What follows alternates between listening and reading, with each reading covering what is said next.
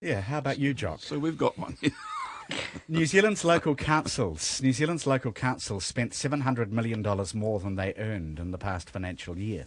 That's led to the worst operating deficit on record. Officials say this was just one of the symptoms of keeping rates low in tough economic times, and there's nothing to worry about. So my first question, we're going to talk to Larry Mitchell about this. Do you take Lawrence Yule, Local Government New Zealand, at face value when he says it's nothing to worry about, it's simply reflecting the tighter operating environment where councils have deliberately been trying to keep the rates down, and that potentially exposed us to slightly more deficit situations? This is nonsense. The real story behind this is that, in fact, councils throughout New Zealand are now spending three times more in debt than they were. And what they do is they have this smoke screen, this mirror thing, They say, oh, well, we'll keep the rates down. What they don't basically tell you, unless you look into the small print, is that they're borrowing huge amounts of money. Auckland, for argument's sake, Auckland Council, is its debt repayment is somewhere around about $1 million a day in Auckland. Now, they con us into thinking, well, your rates are only going to be about 2.9%. But that's nonsense, because loads of people in Auckland are paying, 10, 11%, much more than that. At the end of the day, why do these local councils have to borrow such huge amounts of money? Well, they're saying infrastructure, aren't they? But are the roads better? Are the sewers better? Is the street lighting better? No, they're not. So where's it going? Well, it's a very good question. We'll find out from Larry where some of it's going. Vicky, if Lawrence Yule says, we're keeping rates artificially low, don't you tend to think that what that will eventually mean is massive rate rises to head off the deficits? I mean, how long can you keep doing this kind of equation? I would expect not terrifically long. I mean, it's a concern, I guess, in Christchurch when we're looking to, of course, the rebuild, and then these ideas that we need a $500 million covered stadium, and where is the payment for that going to come? Is our council going to get into greater debt? Is it going to sell off assets? Doesn't like that idea. So I think they really have to start tightening purse strings. But of course, as a ratepayer, I'm happy if they keep the rates artificially low, just as long as I'm not paying rates by the time they decide they do need to gouge it out of us. Or paying in other ways, with ancillary charges and such. All right, Larry Mitchell is a local government finance and policy analyst, and Larry publishes a league table of New Zealand councils for financial sustainability. And Larry Mitchell is kindly joining us now. Larry, good afternoon. Kia ora, Jim, Jock and Vicky. G'day. Kia ora. So if council outgoings, Larry, are $700 million more than they earn, that isn't financially sustainable, is it? In the medium to long term, correct. At the moment, some of them are just hanging on by their fingernails, because the statistics and a big ups to Stats New Zealand, who released their statistics yesterday. It's a fantastic service that they provide, and it's daunting and sobering reading. And with Mr. Yule again coming to the party with his comments, denial is not just a large river that runs through Egypt. It seems to be a default position for local government New Zealand, because some of his comments are just plain wrong. For example, rates have actually gone up in the last 12 months. That's to the balance date of June 2012. So God knows what they're going to be for June of this year, which won't be out till the end of the year. But the rates have gone up by 161.2 million, when in fact he's quoted as saying they've tried to keep rates low. Council expenditures have increased by 241 million, when the purposes of the Local Government Act, which was amended in December of last year, was for cost-effective expenditures on core items.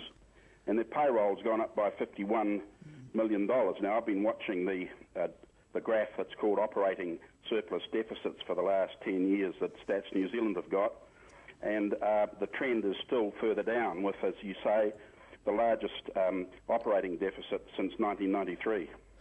Okay, he's saying that councils heavily invested in infrastructure projects, Larry, that didn't get the returns they expected between 2008 and 2012.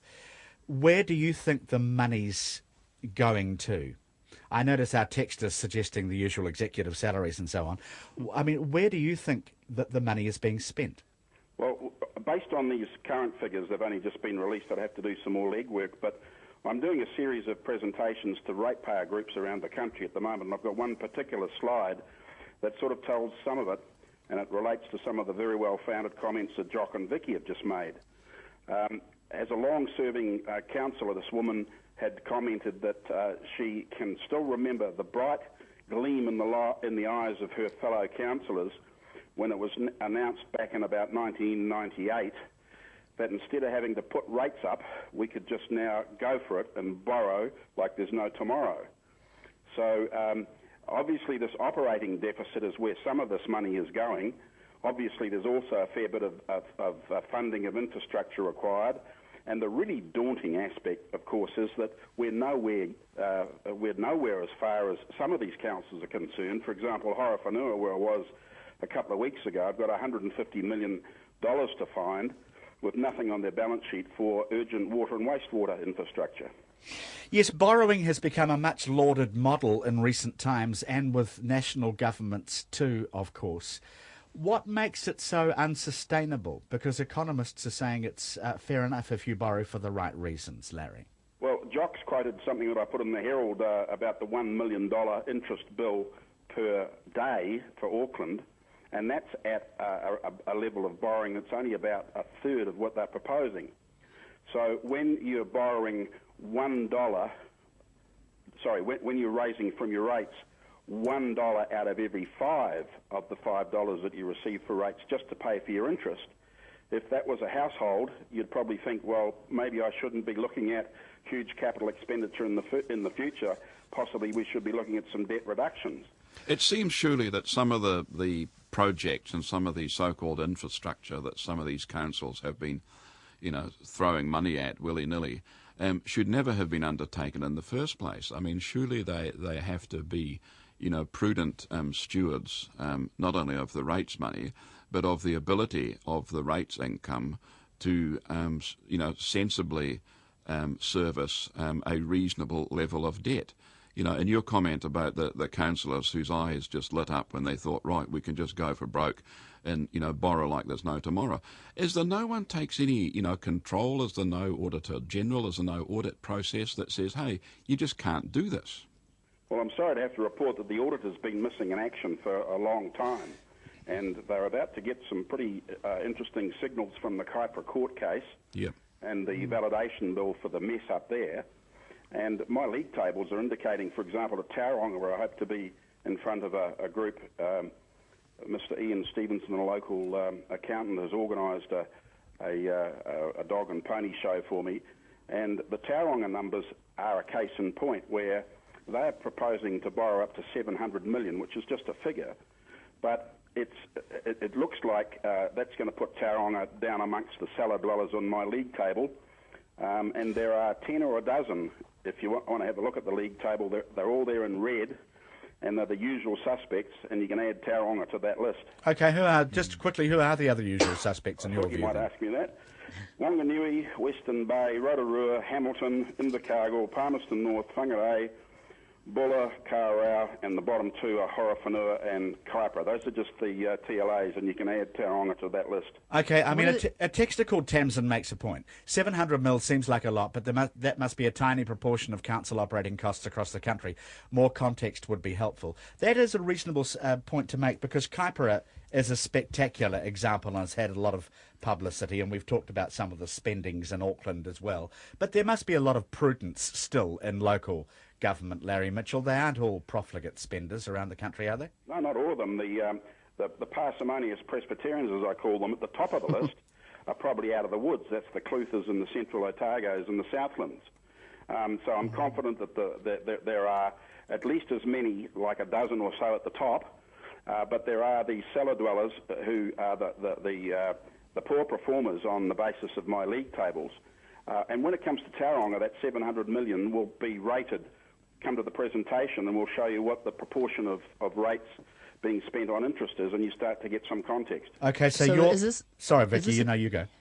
Is this a case of absolute differential or relative differential? I mean, are the Horowhenuas actually spending a vast amount compared to what's coming in, or is it proportionally an overspend which you might expect from a standard distribution where some will spend more and some will spend less? Well, that's a very good question, Vicky. I use per ratepayer as a normalising factor because you then can see just what it's going to mean for the average ratepayer's wallet. And I mean, Horowhenua by any scale has got poor affordability stats. That is, their community is one of the less fortunate. Their wealth levels are low. Their environmental position is disastrous. They've spent money on flash buildings and community facilities when their basic infrastructure has been ignored. It's an indictment. All right, Larry Mitchell, thank you. Sorry for the happiness. No, that's all right.